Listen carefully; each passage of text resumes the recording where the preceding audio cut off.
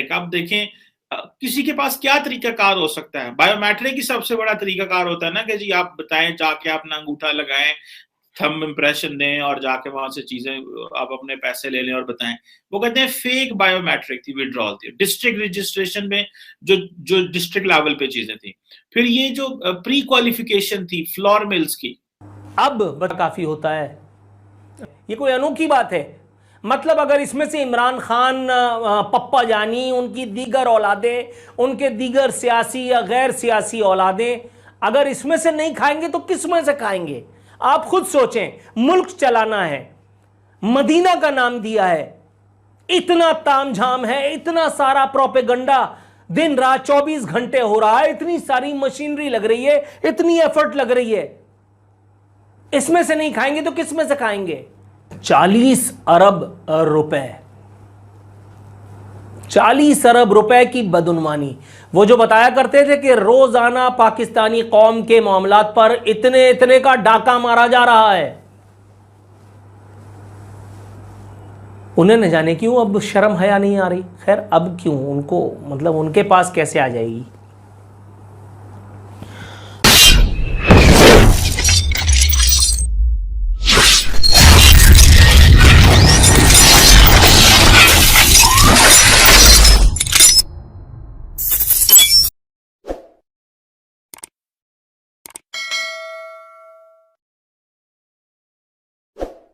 कि 133 billion rupees में से 25 बिलियन का पता ही नहीं है कि वो किधर गया। ये सारी कैश पेमेंट्स थी। अब ये किधर किस किसने कैसे कैसे खाया, ये कौन बताएगा? कौन बता सकता है? कौन माई का लाल ढूंढ सकता है ये पैसे? कोई भी नहीं ढूंढ सकता। उसकी वजह यह है कि ये ढूंढने ही नहीं देते किसी को। इमरान खान साहब आज तक नवाज शरीफ साहब से, पीएमएलएन से कुछ नहीं ले सके, पीपल्स पार्टी से कुछ नहीं ले सके। सारे साफ नीट एंड क्लीन लोग बन के बैठे हुए हैं। किसी की जरूरत है इनको पकड़े और इनको पूछे? ये किसी को भी नहीं कर सकते। और अभी भी इमरान खान साहब की नाक के नीचे ये 40 अरब लगा है। और उसके बाद national disaster management authority, NDM में, जहां पे हमारे जनरल अफजल साहब बैठे हुए थे, 22 अरब रुपया वहां पे लगा। और ऑडिटर्स ने वहां पे देखा कि 4.8 बिलियन रुपीस का वहां पे जो है इरेगुलरिटीज है, स्पेंडिंग हुई है। ठीक है जी। उसके ऊपर रेड फ्लैग लगा। बेटा जो हमारा एक अदारा है उससे भी चीजें चेक नहीं हुई। सो ये जो चीजें हैं ये, और फिर ज़कात के मामले में ये सब खाक हो गए। ये रिपोर्ट कह रही है, मैं नहीं कह रहा। सो ये रिपोर्ट ये भी कहती है कि वीक मॉनिटरिंग और इम्प्लीमेंटेशन थी। फेक बायोमेट्रिक, आप देखें किसी के पास क्या तरीकाकार हो सकता है। बायोमेट्रिक ही सबसे बड़ा तरीकाकार होता है ना कि जी आप बताएं, जाके अपना अंगूठा लगाएं, थंब इम्प्रेशन दें और जाके वहां से चीजें आप अपने पैसे ले लें और बताएं। वो कहते हैं फेक बायोमेट्रिक थी, विड्रॉल थी, डिस्ट्रिक्ट रजिस्ट्रेशन में जो जो डिस्ट्रिक्ट लेवल पे चीजें थी। फिर ये जो प्री क्वालिफिकेशन थी फ्लोर मिल्स की, वो भी गलत थी। यानी कि आटा लेना था गरीबों में बांटने के लिए।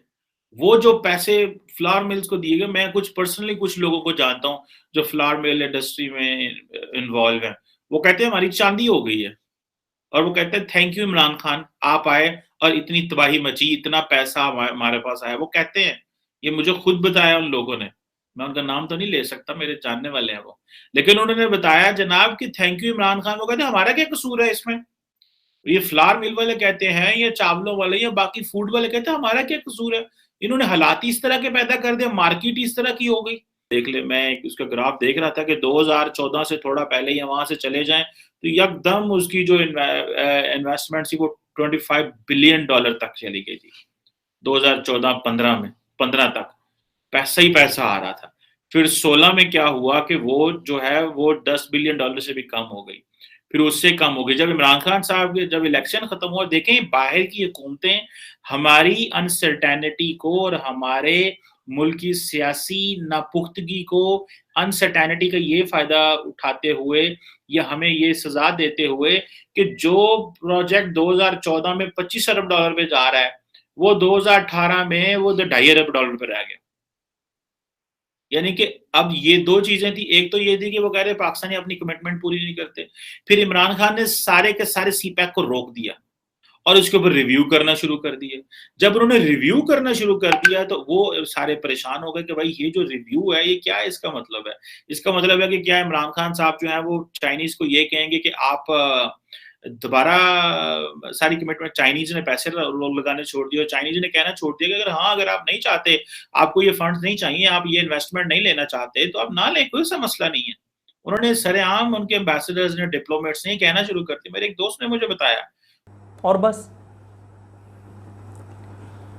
वो बताया करते थे कंटेनर पे खड़े होकर के, जनरल शुजा पाशा के सियासी औलाद, भला कौन इमरान खान के सिवा, वो कंटेनर पे खड़े होकर बताते थे कि जब इस तरह की चीज़ें होती हैं तो हुक्मरान चोर होता है।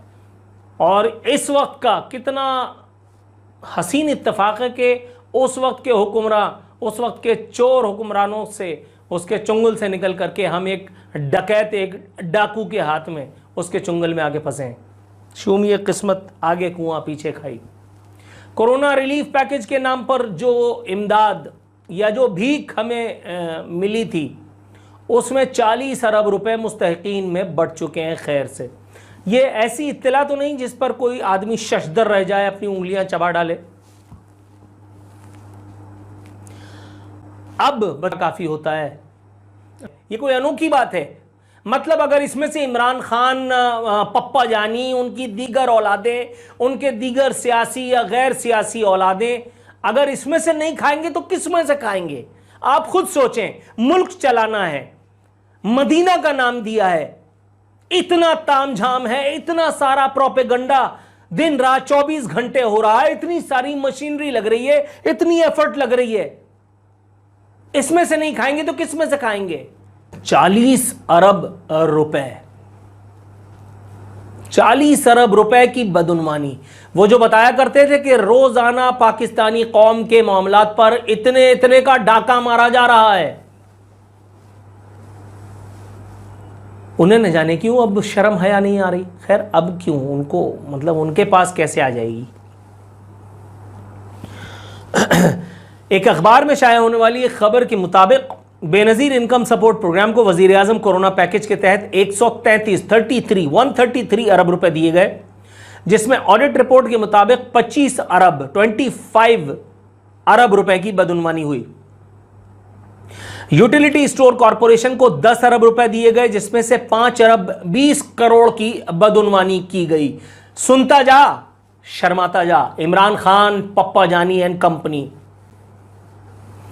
नेशनल डिजास्टर मैनेजमेंट अथॉरिटी को 22 अरब 20 करोड़ रुपए इस प्रोग्राम के तहत दिए गए, जिसमें 4 अरब 80 करोड़ की बदउनवानी की निशानदेही ऑडिटर जनरल ऑफ पाकिस्तान की इस चश्मकुशा रिपोर्ट में की गई।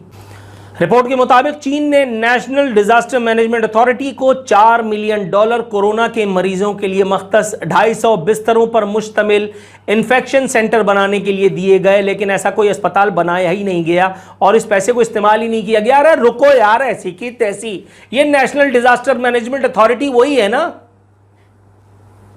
जिसके बारे में एक सरसरी सा जुमला कहा था, और कहां से ओफ डिस्प्लेजर का इजहार हुआ था। ओफ